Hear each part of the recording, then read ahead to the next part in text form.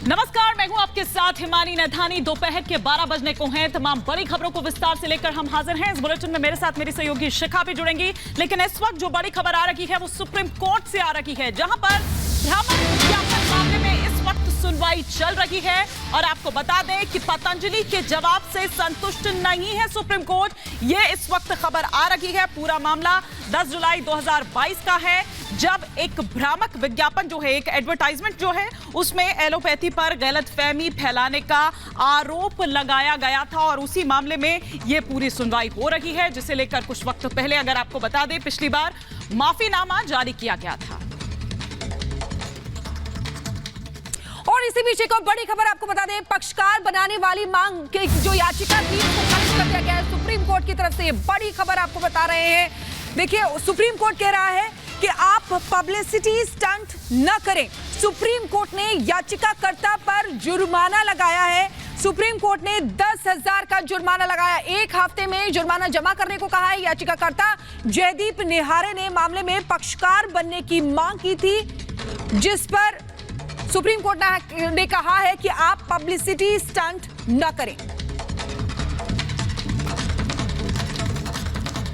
तो आपको बता दें कि इस वक्त सुनवाई चल रही है और सुप्रीम कोर्ट ने मुकुल रोहतगी से ये पूछा है कि आप किसके पक्ष से बोल रहे हैं, क्योंकि लगातार जो वकील हैं इस मामले में वो वकील बदल रहे हैं। तो सुप्रीम कोर्ट ने ये पूछा कि मुकुल रोहतगी आखिर किसकी तरफ से बोल रहे हैं, मामले में क्यों आखिर लगातार वकील बदल रहे हैं। मामले में लगातार वकील बदल रहे हैं। ये भ्रामक विज्ञापन मामला, जिसका लगातार हम यहां पर जिक्र कर रहे हैं कि किस तरह से बाबा रामदेव हो, उनके एमडी यानी कि बालकृष्ण हो, उन्हें वो नोटिस गया था। फिर पिछली बार वो माफीनामा उनके द्वारा जारी किया गया था। और इसी बीच बड़ी खबर आपको बता दें, बाबा रामदेव का पक्ष रख रहे हैं मुकुल रोहतगी। बाबा रामदेव का हलफनामा पढ़ रहे हैं मुकुल रोहतगी। ये आपको बता दें, देखिए किस तरीके से बाबा रामदेव का पक्ष रखा जा रहा है। मुकुल रोहतगी की तरफ से हलफनामा जो बाबा रामदेव की तरफ से दिया गया है उसको भी पढ़ रहे हैं मुकुल रोहतगी।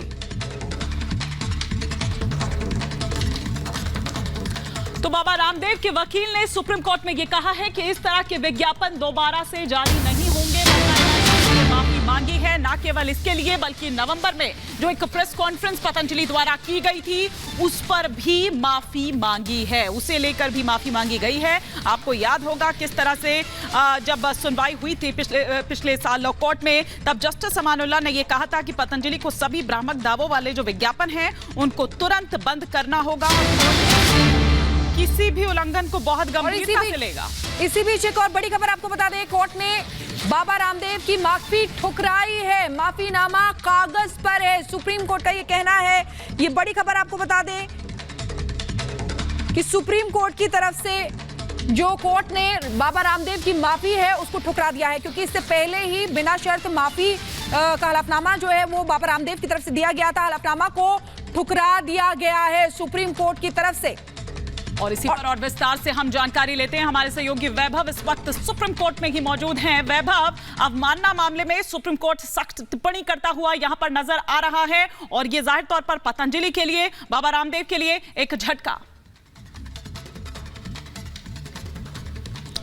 बिल्कुल, इस वक्त कोर्ट के अंदर जो है वो बहुत तीखी बहस चल रही है। दरअसल मुकुल रोहतगी की तरफ से हलफनामा और उसको लेकर जो प्रेस कॉन्फ्रेंस की गई थी, उस प्रेस कॉन्फ्रेंस पर भी माफी मांगी गई थी, लेकिन जस्टिस अमानुल्लाह ने कहा कि आप हलफनामे में धोखाधड़ी कर रहे हैं, इसे किसे और किसने तैयार किया है, इसे लेकर उन्हें आश्चर्य है। साथ ही उन्होंने कहा कि इस पूरे हलफनामे में चूक हुई गई है, ये मुकुल रोहतगी की तरफ से कहा गया, लेकिन सुप्रीम कोर्ट ने बिल्कुल साफ कहा है कि चूक बहुत छोटा शब्द है, वैसे भी हम पर फैसला लेंगे। सुप्रीम कोर्ट ने कहा है कि हम इसको जानबूझकर कोर्ट के आदेश की अवहेलना मान रहे हैं और इस हलफनामे को ठुकरा रहे हैं। यानी कि जो हलफनामा माफी को लेकर सुप्रीम कोर्ट के अंदर दाखिल किया गया था, उस हलफनामे को फिलहाल सुप्रीम कोर्ट ने ठुकरा दिया है।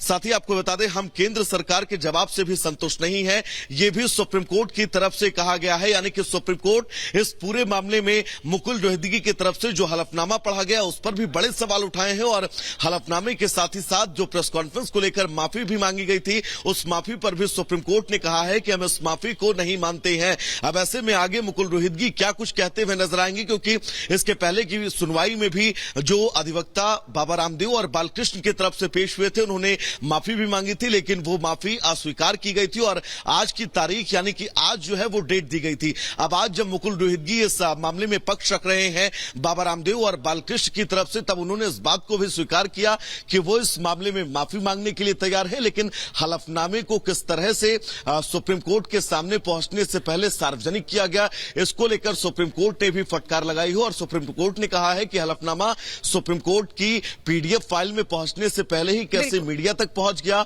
और साथ ही उन्होंने कहा कि यह सिर्फ और सिर्फ एक कागज का टुकड़ा है, यानी कि इस हलफनामे पर सवाल के साथ ही अब मुकुल रोहितगी आगे क्या कुछ कहते हुए नजर आएंगे, क्योंकि सुप्रीम कोर्ट अपना रुख बिल्कुल स्पष्ट कर चुका है। अब तक की जो सुप्रीम कोर्ट की तरफ से इस पूरे मामले में सुनवाई के दौरान कहा गया है, सुप्रीम कोर्ट पूरी तरह से नाराज है, क्योंकि भ्रामक विज्ञापन और भ्रामक विज्ञापन के बाद कोर्ट की अवमानना, इस पूरे मामले में सुप्रीम कोर्ट लगातार आज सुनवाई कर रहा है। बालकृष्ण और यहां पर रामदेव इस वक्त कोर्ट रूम में ही मौजूद है और लंबी बहस के बीच वैभव ये सीधे सीधे बाबा रामदेव को झटका है, क्योंकि पहले उन्होंने माफी मांगने की कोशिश की थी, अब सुप्रीम कोर्ट की तरफ से ये फटकार और लगाई गई है उनको।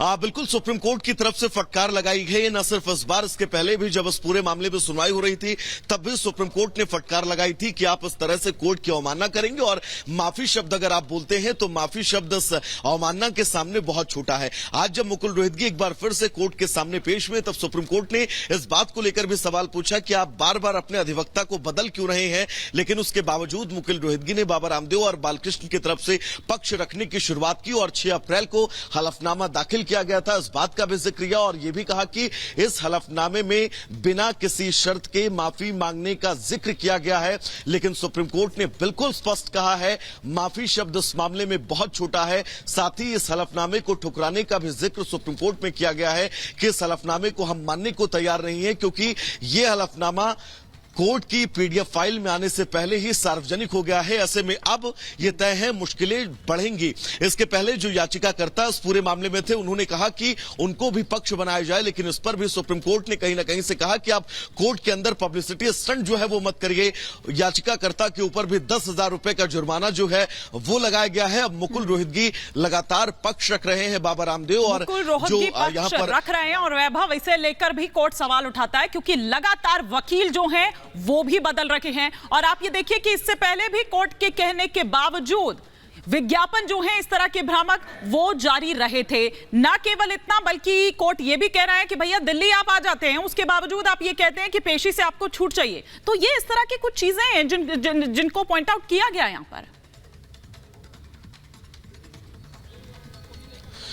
और देखिए बिल्कुल यही वजह है, क्योंकि कोर्ट के अंदर जब रामदेव और बालकृष्ण हाजिर नहीं हुए थे, तब भी सुप्रीम कोर्ट ने इस बात का जिक्र किया था कि आपको कोर्ट परिसर के अंदर मौजूद रहना होगा। और आज वो बात यहां पर जब बहस चल रही थी, उस दौरान भी डिस्कस हुई कि आप दिल्ली में रहते हैं, उसके बावजूद भी आप वक्त मांगते हैं कि आप कोर्ट की कार्रवाई में शामिल नहीं हो सकते हैं। इसको लेकर भी कोर्ट ने नाराजगी जो है वो दिखाई है। अब नाराजगी के बीच लगातार सुनवाई और सुनवाई में हलफनामे तक को ठुकराने की बात कोर्ट की तरफ से कही गई है और कोर्ट की तरफ से यह भी कहा गया है कि आप इस तरह से कोर्ट की बातों की अवमानना नहीं कर सकते हैं। और अवमानना के साथ ही जो आपने हलफनामा दाखिल किया है कोर्ट में, सबसे पहले तो एक हलफनामा दाखिल किया गया, उस पर भी सवाल उठे थे। उसके बाद दूसरा हलफनामा बाबा रामदेव की तरफ से दाखिल किया गया। उस हलफनामे में भी बिना किसी ये बड़ी बात है, क्योंकि वो कोरोना काल जो सभी ने देखा है और उसकी जो दहशत है वो शायद लोगों के जहन से अभी भी नहीं निकली होगी। ऐसे समय में अब बाबा रामदेव के वकील कह रहे हैं ऐसे विज्ञापन दोबारा जारी नहीं होंगे, लेकिन उस समय जब जारी किया गया था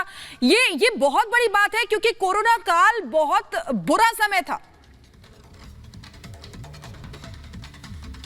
हाँ बिल्कुल, देखिए वो पैंडेमिक सिचुएशन थी और पैंडेमिक सिचुएशन में हर एक शख्स इस तलाश में था कि कैसे वो अपने और अपने परिवार के लिए कोविड जैसी महामारी से बचने के उपाय तलाश सकता है। इन तमाम तलाश के बीच अगर आप प्रेस कॉन्फ्रेंस करते हैं और सीधे तौर पर इस बात का दावा करते हैं कि उनकी जो दवा कोरोनिल है वो कहीं ना कहीं से कोविड के खात्मे के लिए ही बनाई गई है, इस भ्रामक प्रचार के बीच कई लोग ऐसे थे जो कहीं ना कहीं से इस प्रचार के बाद बाबा रामदेव की उस प्रेस कॉन्फ्रेंस और उन बातों हाथों में आए धड़ल्ले से कोविड के महामारी के दौरान कोरोनिल की बिक्री जो है वो बढ़ी। इस बीच ऐसा पूरे मामले पर भ्रांतियां फैली और भ्रांतियां फैलने के बीच यह संवेदनशील प्रकरण जो है, इस संवेदनशील प्रकरण और उस वक्त के दौरान अगर आप इस तरह के भ्रामक विज्ञापन और भ्रामक प्रचार के जरिए लोगों को गुमराह करते हैं तो यह तय था आने वाले वक्त में आपके लिए मुश्किलें बढ़ेंगी। और आज कोर्ट के अंदर उन्हीं मुश्किलों का सामना करते हुए बाबा रामदेव और बालकृष्ण नजर आ रहे हैं। ठीक है वैभव, आप नजर बनाए रखिए। फिलहाल शुक्रिया इस तमाम जानकारी के लिए आपका। इस बीच एक और बड़ी खबर आ रही है,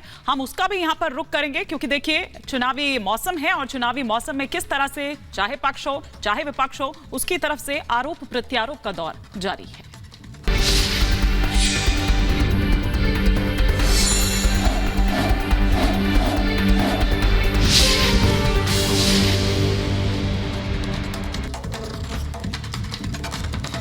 और इधर वेल्लोर में अगर बात करें तो प्रधानमंत्री नरेंद्र मोदी ने विपक्ष पर निशाना साधा है। स्पेशली अगर कांग्रेस की बात करें तो कच्चा तीवू द्वीप को लेकर कांग्रेस पर निशाना साधा है और ये कहा है कि किस तरह से श्रीलंका को कांग्रेस ने ये द्वीप सौंप दिया था। तमिलनाडु की जो जनता है उसके साथ धोखा किया गया।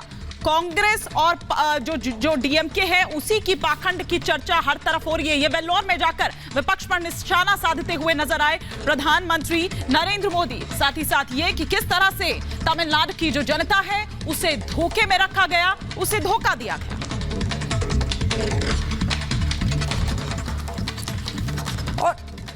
और इसी बीच एक और बड़ी खबर आपको बता दें, प्रधानमंत्री नरेंद्र मोदी ने डीएमके पर बड़ा हमला बोला है कि डीएमके की राजनीति जो है वो विभाजनकारी है। ये बड़ा हमला पीएम मोदी की तरफ से डीएमके को लेकर किया गया है।